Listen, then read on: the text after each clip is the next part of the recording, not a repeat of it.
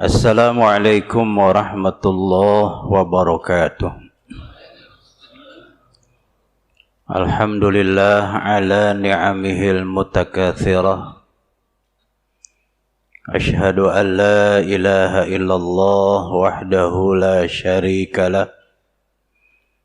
Wa ashhadu anna Muhammadan abduhu wa rasuluh la nabiyya wa rasula ba'da. Allahumma salli wa sallim wa barik ala nabiyyina Muhammadin wa ala alihi wa sahbihi wa barik wa sallim.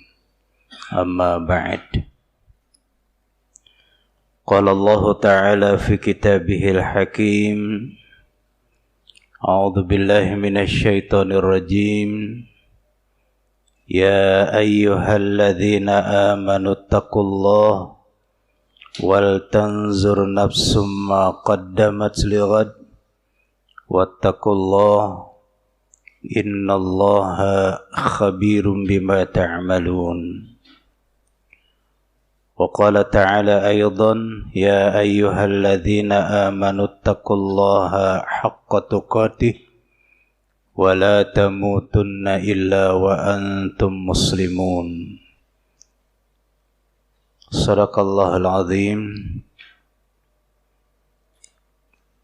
Ketua dan pengurus DKM Al-Ikhlas Villa Anggrek yang saya hormati, yang saya muliakan para asatidzah, hadirin hadirat yang dirahmati Allah. Diawali dengan mengucapkan kalimat tahmid, alhamdulillahi rabbil alamin. Pujian milik Allah yang maha sempurna, yang telah mempertemukan kita pada pagi ini dalam keadaan sehat dan selamat. Rasa syukur yang dalam kita melafazkan kalimat tahmid, alhamdulillahi rabbil alamin. Pujian milik Allah yang maha sempurna. Ikhwan wa akhwatu fiddin rahimakumullah. Kajian kita yang lalu mengambil surah Ali Imran 102. Ya ayyuhalladzina amanu taqullaha haqqa tuqatih. Wahai kaum mukmin, bertakwalah kamu kepada Allah takwa yang sebenar-benar takwa. Wala tamutunna illa wa antum muslimun, dan jangan kalian mati kecuali tetap dalam mengamalkan Islam. Dapat kita mafhum bahwa di ayat ini ada dua seruan. Seruan pertama bertakwa kepada Allah, dan seruan yang kedua adalah jangan kalian mati kecuali tetap dalam keadaan mengamalkan Islam. Pada bagian pertama kita sudah kaji, dan sekarang kita lanjutkan. Wala tamutunna illa wa antum muslimun. Ini tidak lain adalah pemahamannya bagaimana kita menutup hidup ini dengan husnul khatimah. Artinya merupakan satu penutup akhir dengan baik. Penutup akhir kehidupan kita dengan baik. Nah, saudaraku yang dirahmati oleh Allah, betapa banyak kita mendengar orang yang beriman kemudian kafir. Betapa banyak kita melihat orang yang konsisten kemudian menyeleweng. Karena itulah Nabi kita Muhammad sallallahu alaihi wasallam menganjurkan dan mengajarkan kepada kita untuk selalu berdoa. Di antara doa yang diajarkan oleh Nabi sallallahu alaihi wasallam, ya muqallibal qulub tsabbit qalbi ala dinik wa ala ta'atik. Wahai yang selalu membolak-balikan hati, tetapkanlah hatiku ala dinik, terhadap dinmu, wa ala ta'atik, dan terhadap ketaatanku kepadamu. Ini doa menjadi penting,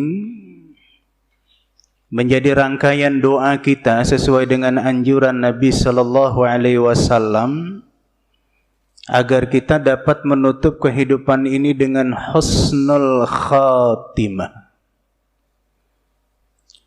Saudaraku yang dirahmati oleh Allah, dalam satu bagian dari wasiat Nabi Muhammad sallallahu alaihi wasallam, di antaranya adalah akthir dzikral maut tusallika 'anid dunya. Perbanyaklah olehmu mengingat kematian, karena dengan mengingat kematian akan melepaskanmu dari cengkraman dunia. Wa 'alaika bisyukri fa innahu yazidu bin ni'mah. Dan hendaklah kamu selalu bersyukur, karena dengan bersyukur akan bertambah nikmat yang Allah berikan padamu. Nah, saudaraku yang dirahmati oleh Allah, jadi Rasulullah berpesan kepada kita untuk lebih banyak ingat mati. Sekali lagi, kalau bicara mati, ini tidak harus ditandai dengan usia sudah tua. Tidak ditandai dengan penyakit yang sudah berat. Mati itu rahasia Allah yang memang sudah ditentukan ajal kita sejak kita masih di rahim ibu pada usia 4 bulan. Nah, saudaraku yang dirahmati oleh Allah, keutamaan seorang muslim dalam mengingat kematian ada dijelaskan dalam satu dialog dari seorang sahabat Rasulullah sallallahu alaihi wasallam. Dijelaskan di dalam hadis ini yang diriwayatkan oleh Ibnu Majah. Kuntu ma'a Rasulillah sallallahu alaihi wasallam. Aku pernah bersama Rasulullah sallallahu alaihi wasallam. Faja'ahu rajulun minal ansar fasallama 'alan nabi sallallahu alaihi wasallam. Kemudian datanglah seorang laki-laki dari Ansor dan dia memberi salam kepada Nabi. Thumma qala, lalu orang itu berkata, ya Rasulullah, ayyul mu'minina afdal. Ya Rasulullah, orang mukmin yang manakah yang paling utama?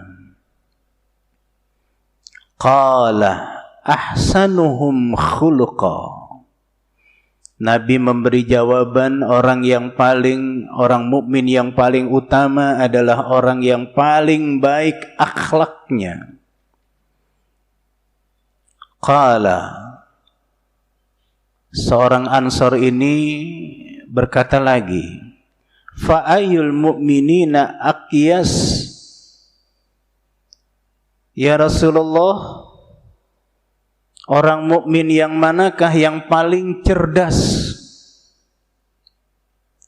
Qala, Nabi memberikan jawaban, aktsaruhum lil maut dzikran. Orang yang paling cerdas adalah orang yang paling banyak mengingat kematian. Wa ahsanuhum lima ba'dahu isti'dadan ulaikal aqyas, kata Rasulullah. Dan yang paling baik mempersiapkan diri untuk alam berikutnya. Mereka itulah orang yang cerdas, kata Rasulullah. Saudaraku yang dirahmati oleh Allah, Nabi mengatakan hal seperti ini. Ada dua permasalahan yang perlu kita pahami dari percakapan seorang Ansor kepada Nabi. Yang pertama, bagaimana kita memiliki akhlak yang baik. Akhlak yang baik, kita tidak lupa bahwa titik pandang orang takwa itu selalu menggunakan dua jalur. Vertical oriented dan horizontal oriented. Bahasa Quran adalah hablum minallah wa hablum minan nas. Hubungan manusia kepada Allah dan hubungan manusia kepada manusia. Sehingga Allah menegaskan di dalam Al-Quran surah Ali Imran 112, duribat alaihimudz dhillatu aynama thuqifu illa bihablim minallah wa hablim minan nas. Akan ditimpakan kehinaan di mana saja kalian berada, kecuali jika kalian selalu mengadakan hubungan kepada Allah dan hubungan kepada sesama manusia. Jadi titik pandang orang takwa itu harus menggunakan dua jalur. Hubungan kepada Allah dijalin dengan ibadah salat, dengan saum, dengan berzikir, berdoa. Kemudian hubungan manusia dengan manusia itu dijalin dengan silaturrahim. Ada silaturrahim, ada silaturrahmi. Silaturrahim hubungan berdasarkan satu rahim. Artinya bagaimana kita menjalin hubungan antara saudara-saudara kita dalam satu rahim, satu nasab. Yang tentu hubungan ini dijalin dengan kasih sayang. Begitu juga silaturahmi. Silah itu hubungan, rahmi itu artinya juga kasih sayang. Cuma di sini hubungan kasih sayang antar sesama muslim, antar sesama manusia. Itu namanya silaturahmi. Nah, dua hal ini sangat ditekankan oleh Allah, bagaimana kita selalu menjalin hubungan. Baik hubungan antar satu keluarga, satu rahim, ataupun hubungan antar sesama manusia, wabil khusus antara sesama mukmin, antar sesama muslim. Sehingga Rasulullah SAW mengatakan al-muslimu akhul muslim. Nah, saudaraku yang dirahmati oleh Allah, ulang kali saya jelaskan bahwa sesuai dengan apa yang dianjurkan oleh Nabi, afsus salam taslamu.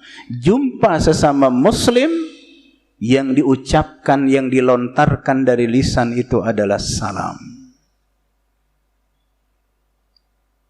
Salam ini tidak lain adalah mendoakan saudara kita. Kemudian diiringi dengan senyum. Tabassumuka fi wajhi akhika lahu sadaqah. Senyum di hadapan saudaramu adalah merupakan bagian dari sedekah. Sudah dua. Sedapat mungkin kita bermusafahah. Bermusafahah artinya berjabatan tangan. Tasafahu fa innahul ghillu an qulubikum. Saling berjabatan tanganlah kamu, sehingga dengan saling berjabatan tangan akan melepaskan dendam yang ada pada hatimu. 3 poin ini diamalkan oleh sesama muslim akan mendapatkan ganjaran yang berlipat. Memberi salam, diberi pahala. Senyum, mendapat pahala. Bermusafahah juga mendapatkan pahala. Subhanallah. Nah, inilah saudaraku yang dirahmati oleh Allah. Sehingga dengan demikian, di sini bagaimana hubungan antar sesama manusia itu berjalan baik. Yang lebih ditekankan adalah kepada sesama muslim. Yang kedua, bagaimana kita senantiasa termasuk orang yang dikatakan cerdas menurut konsep Nabi, yaitu orang yang senantiasa banyak mengingat kematian. Nah, sehingga dengan demikian Bapak dan saudara, bicara mati ini, yang tua tidak usah melirik yang muda juga tidak usah melirik yang tua. Jangan merasa yang sudah tua ini, aku sudah dekat dengan kematian. Ya, pada hakikatnya demikian. Tapi belum tentu. Yang muda bisa lebih dulu. Nah, sehingga dengan demikian yang utama adalah wa ahsanuhum lima ba'da isti'dadan. Dan orang yang paling baik selain banyak mengingat kematian adalah mempersiapkan diri untuk menghadapi perjalanan yang panjang. Karena kalau kita mengingat dari penjelasan Ali radhiyallahu an, tahapan-tahapan takwa itu selain dari al-khaufu minal jalil, takut kepada yang maha perkasa. Yang kedua, beliau mengatakan bahwa al-isti'dad liyaumir rahil, mempersiapkan diri untuk menghadapi perjalanan yang panjang. Ini tahapan yang oleh Ali radhiyallahu anhu sampaikan dalam penjelasan takwa. Nah, oleh karena itu saudaraku yang dirahmati oleh Allah, sekarang kita pada hakikatnya hidup ini sedang menunggu kematian. Cuma diisi dengan berbagai aktivitas. Nah, sehingga disinilah bagaimana kita di dalam mengakhiri kehidupan kita ini masuk dalam kategori husnul khatimah. Menutup kehidupan kita dengan baik. Nah, oleh karena itu, Bapak dan Ibu yang dirahmati oleh Allah, dalam kajian kita ini, bagaimana kita bisa termasuk dalam orang-orang yang bisa menutup hidup dengan husnul khatimah. Yang pertama, kita perlu pahami asbab husnul khatimah, sebab-sebab mati dalam kebaikan atau menutup kehidupan ini dengan baik. Yang pertama, hendaklah kita memiliki jiwa istiqomah. Di dalam Quran surah Fussilat ayat yang ke-30 Allah berfirman, Innal ladzina qalu rabbunallah thumma istaqamu tatanazzalu alaihimul malaikah alla takhafu wa la tahzanu wa abshiru bil jannati allati kuntum tu'adun. Sesungguhnya orang-orang yang mengatakan Rabb kami adalah Allah, artinya ini adalah orang yang termasuk dalam aqidatul Islamiyah, sudah terikat dengan ajaran Islam. Dia mengucapkan dua kalimat syahadat.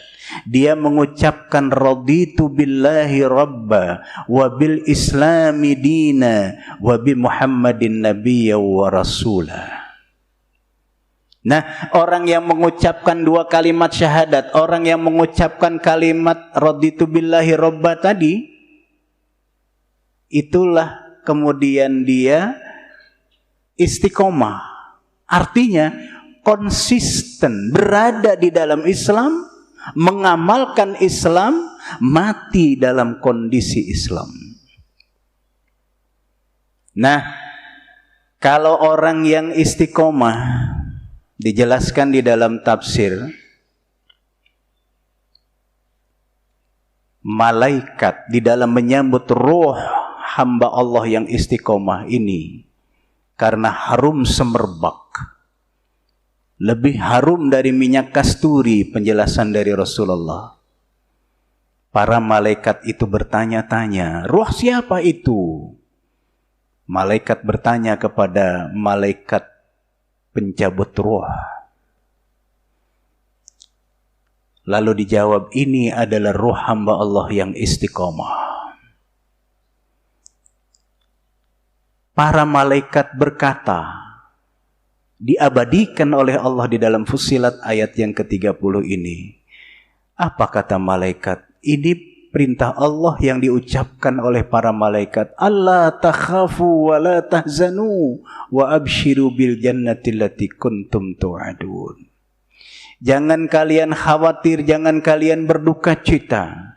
Berbahagialah kalian, berbahagialah kamu dengan jannah yang telah dijanjikan oleh Allah untukmu.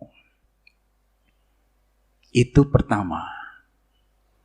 Jadi roh yang dibawa oleh malaikat maut disambut oleh para malaikat karena harum semerbak, sehingga malaikat mengatakan, jangan kamu khawatir, jangan kamu berduka cita. Yang kedua, pada waktu jenazah sudah masuk ke makbarah, sudah dikubur, sudah ditinggal oleh para penguburnya, malaikat datang. Sehingga waktu itu Nabi pada waktu mengantarkan jenazah ikut menguburkan jenazah, ikut processing menguburkan jenazah seorang sahabat. Setelah selesai dikuburkan, Rasulullah katakan, istaghfiru li akhikum, istaghfiru li akhikum, mohonkan ampunan untuk saudaramu ini, karena sepeninggal kita dia nanti akan didatangi oleh malaikat dan akan ditanya. Nah, kemudian Rasulullah menjelaskan dalam hadis yang panjang ini, berbagai versi hadis itu ya. Ada di antaranya di Sunan Abu Daud. Malaikat datang memerintahkan kepada jenazah untuk duduk, lalu diberikan slide gambar tentang Nabi Muhammad. Malaikat bertanya, manhu, siapa dia? Orang yang istiqomah, dia menjawab, huwa Muhammad Rasulullah, ji'na bil huda wal bayinat fattaba'na, huwa Muhammad Rasulullah, huwa Muhammad Rasulullah. Dia kasih jawaban, dia adalah Muhammad Rasulullah, datang kepada kami membawa penjelasan dan petunjuk, lalu kami ikuti petunjuk itu. Ia benar-benar Muhammad Rasulullah. Nah, pertanyaan yang dijawab dengan benar inilah, sekalipun belum pernah jumpa dengan Nabi, sekalipun hidup tidak sezaman dengan Nabi, sekalipun hidup tidak satu bahasa dengan Nabi, tidak satu ras dengan Nabi, kalau dia beriman kepada Nabi Muhammad, dia dapat memberi jawaban. Lalu malaikat mengatakan, nam salihan, tidurlah kamu dengan nyenyak di tempat ini.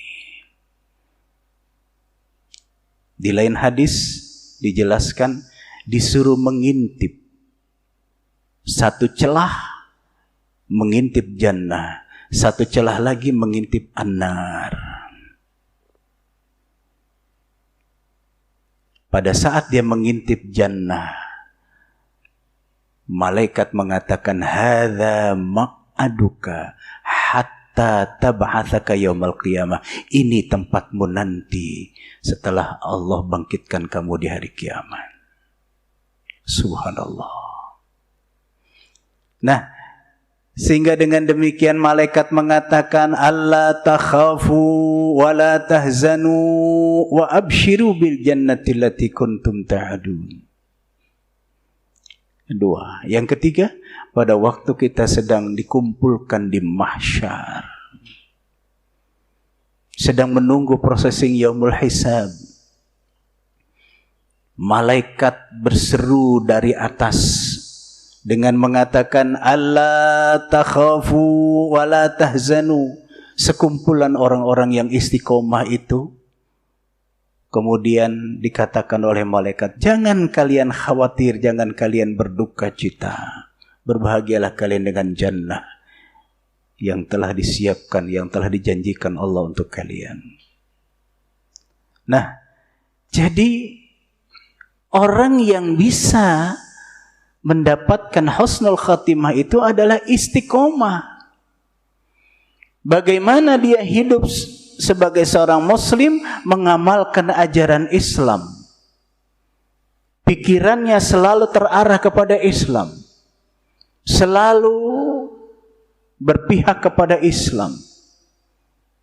Sehingga dengan demikian wala tamutunna illa wa antum muslimun, pesan dari Allah, wasiat dari Allah ini dia dapatkan karena dia dapat menjalankan ajaran Islam. Dan yang kedua, takwa.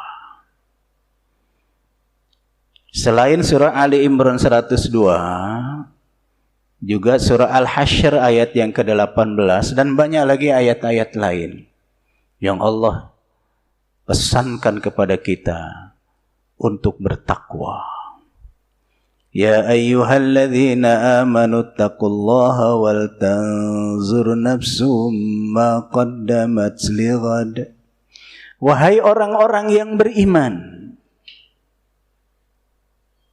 bertakwalah kamu kepada Allah dan setiap diri hendaklah mempersiapkan apa yang telah dikerjakan untuk menyongsong hari esok. Nah, ini adalah merupakan tazkirah dari Allah untuk kita. Agar kita beriman kepada Allah, tingkatkan ketakwaan kita kepada Allah, dan mempersiapkan diri untuk menghadapi hari esok. Jumhur mufassirin yang dimaksud hari esok itu adalah yaumul qiyamah, hari akhirat.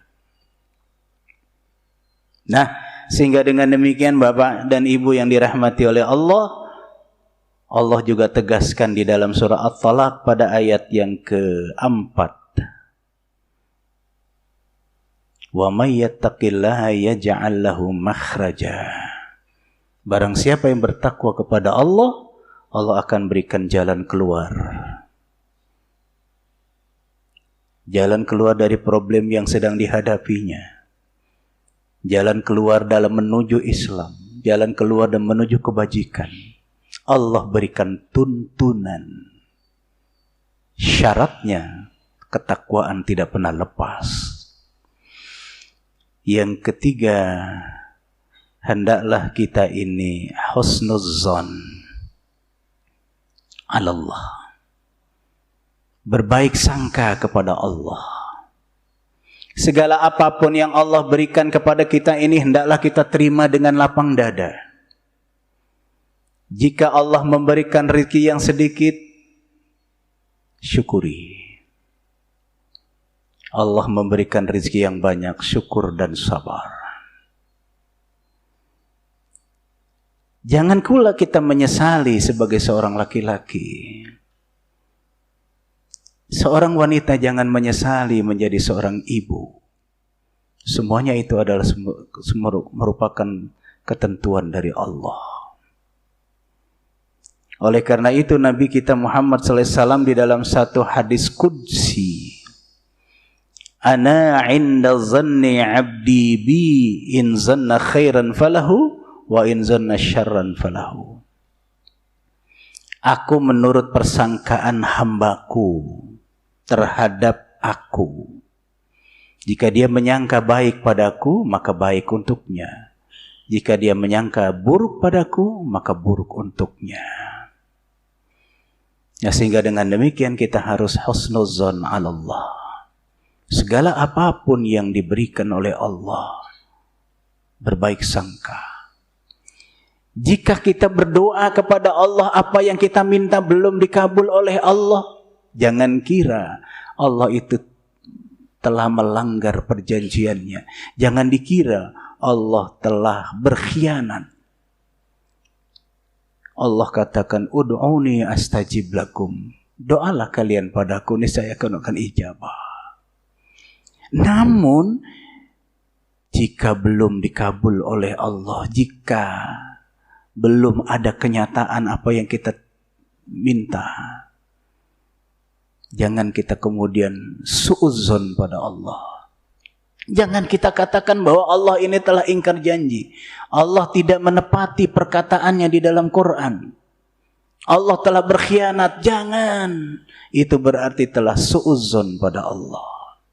Yang namanya doa ada 3. Ada doa segera dikabul oleh Allah. Ada doa yang ditangguhkan oleh Allah. Ada doa yang ditolak oleh Allah.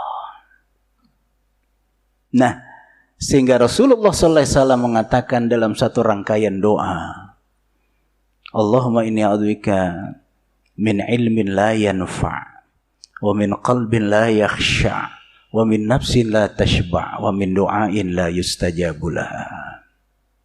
Ya Allah, sesungguhnya aku berlindung padamu daripada ilmu yang tidak bermanfaat, daripada nafsu yang tidak kunjung kenyang, daripada hati yang tidak khusyuk, dan daripada doa yang tidak engkau kabulkan.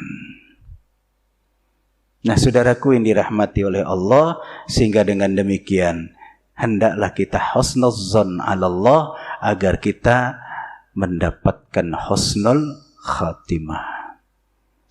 Yang berikutnya, yang keempat adalah taubatan nasuha. At-Tahrim ayat 8. Ya ayyuhalladzina amanu tubu ilallahi taubatan nasuha. Ayat ini khitabnya ditujukan pada orang beriman. Lagi-lagi saya katakan, ya itu harfun nida. Ayu munada, haknya ziyadah. Alladzina isim mausul. Amanu itu sifat dari mausufnya ayu. Ya ayyuhalladzina amanu, wahai orang-orang yang beriman. Jadi nidanya khassah, nidanya khusus, seruannya khusus. Orang yang beriman diserukan oleh Allah. Tubu ilallahi taubatan nasuha. Bertaubatlah kepada Allah dengan taubat yang sebenar-benar taubat. Kenapa? Karena Rasulullah SAW katakan, kullu bani Adam khata'un wa khairal khata'in at-tawwabun. Semua anak Adam punya dosa, punya salah, dan sebaik-baik orang yang punya salah bertaubat. Nah, jadi Bapak dan saudara, hendaklah kita banyak minta ampun pada Allah. Selesai sholat fardu, Rasul anjurkan baca istighfar. Selain itu, kita disuruh membaca sayyidul istighfar. Istighfar yang paling utama. Allahumma anta rabbi la ilaha illa anta khalaqtani wa ana abduka wa ana ala ahdika wa wa'dika mastata'tu abu'u laka bi ni'matika alayya wa abu bi dhanbi faghfirli fa innahu la yaghfiru dhunuba illa anta. Ini sayyidul istighfar, istighfar yang paling utama. Dan selesai sholat subuh, selesai sholat asar, perbanyaklah baca sayyidul istighfar. Saudaraku yang dirahmati oleh Allah, inilah 4 poin minimal bagaimana atau sebab-sebab kita mendapatkan husnul khatimah. Sekarang kita masuk kepada tanda-tanda husnul khatimah. Artinya, apa sih tandanya kalau orang itu mati dalam husnul khatimah? Yang pertama, mengucapkan kalimat syahadah. Makanya Rasulullah sallallahu alaihi wasallam katakan, laqinu mautakum la ilaha illallah. Hadis riwayat Muslim. Tuntunlah untuk orang yang akan mati dengan kalimat la ilaha illallah. Jadi kalau kita menyaksikan orang yang sudah sakit keras, yang sudah tidak diharapkan sembuh, sudah berat penyakit yang dihadapinya itu, jangan kita ajak bicara dia kecuali zikir.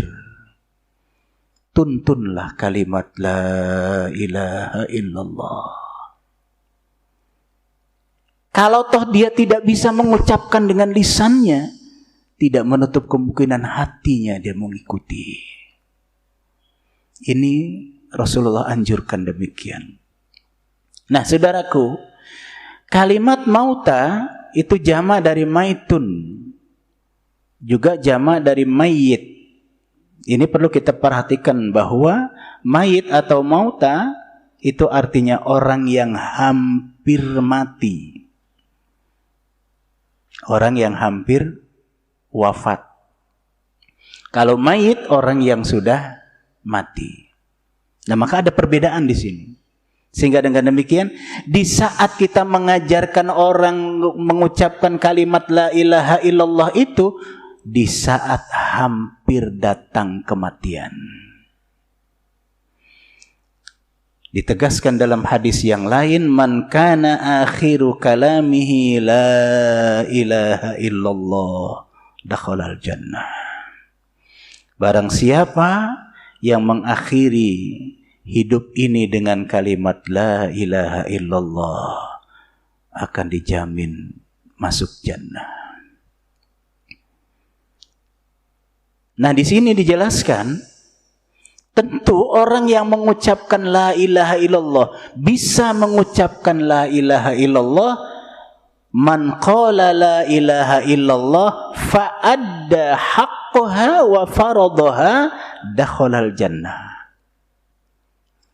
Artinya, orang yang mengucapkan la ilaha illallah menunaikan hak Allah, menunaikan segala yang difardukan oleh Allah padanya, dijamin masuk jannah. Ini artinya ada keterkaitan dia pada waktu masih hidup. Tidak serta-merta dia mengucapkan la ilaha illallah, tidak serta-merta seperti itu. Ini tentu diawali dari perilaku kehidupan sebelumnya. Nah, oleh karena itu Allah ingatkan dalam surah Al-Hasyr tadi ayat 18, wal tanzur nafsum ma qaddamat liqad. Hendaklah kita mempersiapkan diri. Sekarang inilah kita menata kehidupan, menyesuaikan amaliyah kita dengan la ilaha illallah.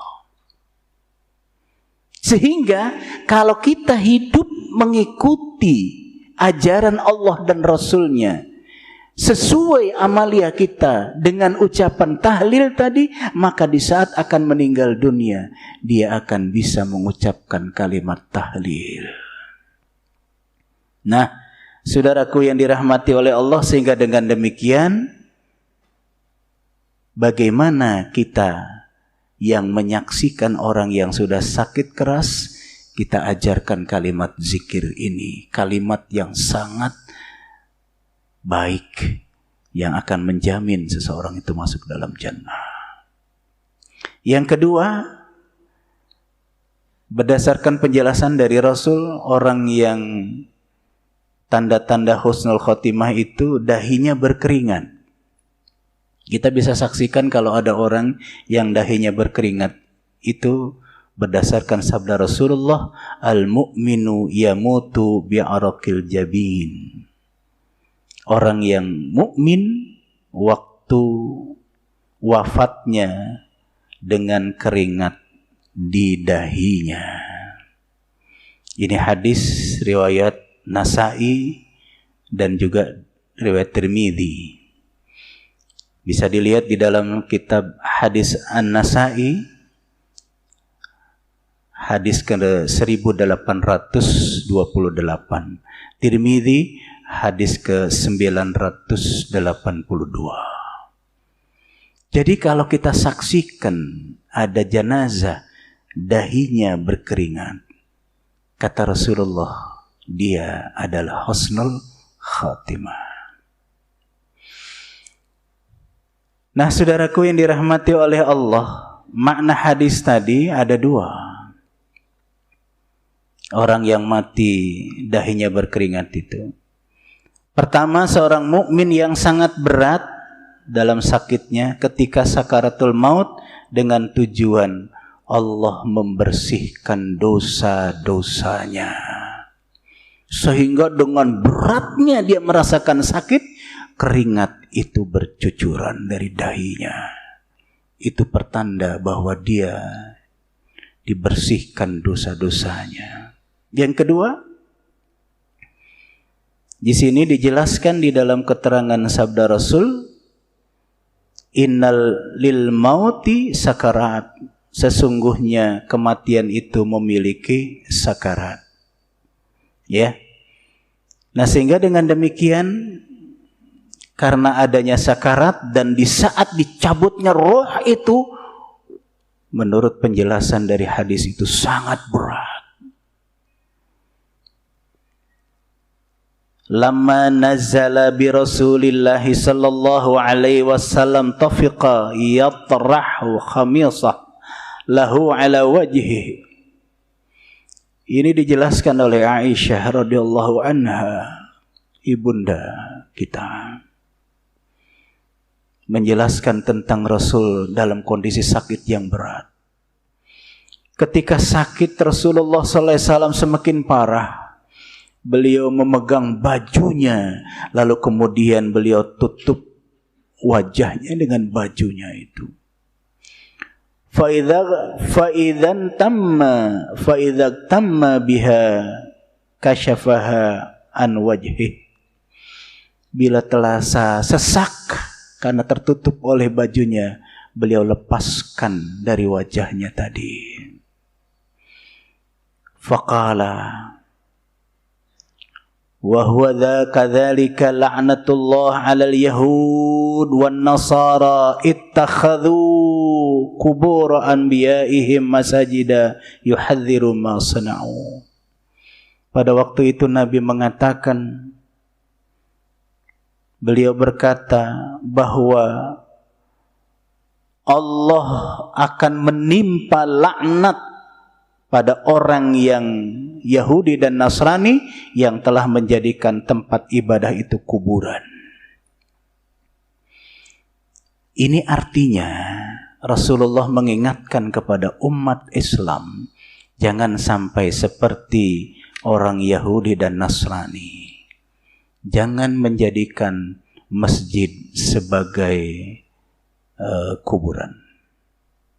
Nah, sehingga dengan demikian beliau pesankan seperti ini, memberi peringatan kepada kita atas apa yang dilakukan oleh orang Yahudi dan Nasrani. Dijelaskan pula, Allahu Akbar. Sami'tu Rasulullah sallallahu alaihi wasallam yaqul mautul mu'min bi'araqil jabin. Allahu Akbar. Aku telah mendengar Rasulullah sallallahu alaihi wasallam berkata bahwa orang mukmin meninggal dunia dengan berkeringat dahinya. Nah, sehingga dengan demikian Bapak Ibu yang dirahmati oleh Allah, kalau kita menyaksikan orang meninggal dunia berkeringat, insya Allah di dahinya terutama, itulah termasuk orang yang husnul khatimah. Nah, selain Allah membersihkan dari dosa-dosanya tadi sehingga saking beratnya ditarik ruh, sehingga berkeringat dia, seorang mukmin itu bersusah payah untuk mencari kehidupan yang halal sampai wafat. Mereka tidak berpangku tangan. Jadi artinya dalam kehidupannya dia itu tidak mengandalkan orang lain, tidak meminta-minta, tetapi dia berupaya untuk berusaha mendapatkan rezeki, mendapatkan nafkah yang halal. Sehingga digambarkan dalam kehidupan menjelang akhir kehidupannya itu dengan keringat di dahinya. Nah, saudaraku yang dirahmati oleh Allah, selain itu Rasulullah menjelaskan meninggal pada hari Jumat atau malam Jumat. Ma min muslim yamutu yaumal jum'ah aw lailatil jum'ah illa waqahu Allahu fitnatal qabr. Hadis riwayat Ahmad. Tidaklah seorang mukmin yang wafat pada hari Jumat atau malam Jumat kecuali pastilah Allah menghindarkannya dari siksa kubur. Yang keempat adalah mati syahid. Kita bisa baca di dalam Quran surah Ali Imran ayat 169 tentang mati syahid. Dan mati syahid itu dalam penjelasan hadis Rasulullah ada 5. Asyuhada wa khamsah, al-mat'un wal mabtun wal gharq wa sahibil hadam wa syahidu fi sabilillah. Syahid itu ada 5 kata Rasulullah. Yang pertama adalah dia terkena wabah kolera. Yang kedua sakit perut. Yang ketiga mati tenggelam. Yang keempat tertimpa reruntuhan bangunan, termasuk kena longsor, ya, tertimbun tanah. Dan yang kelima syahid perang di jalan Allah. Nah, saudaraku yang dirahmati oleh Allah, inilah sebagai satu penjelasan tanda-tanda husnul khatimah dan juga sebab-sebab orang mati dalam husnul khatimah. Sesuai dengan seruan Allah, ya ayyuhalladzina amanu taqullaha haqqa tuqatih wa la tamutunna illa wa antum muslimun. In uridu ilal islah mastata'tu wa ma taufiqi illa billah alaihi tawakkaltu wa ilaihi unib. Allahumma arinal haqqa haqqa warzuqna ittiba'ah wa arinal batila batila warzuqna ijtinabah wa la taj'alhu multabisan alaina fanudilla waj'alna lil muttaqina imama. Rabbana atina fid dunya hasanah wa fil akhirati hasanah wa qina adzaban nar. Walhamdulillahi rabbil alamin wal 'afwa minkum. Assalamu alaikum warahmatullahi wabarakatuh.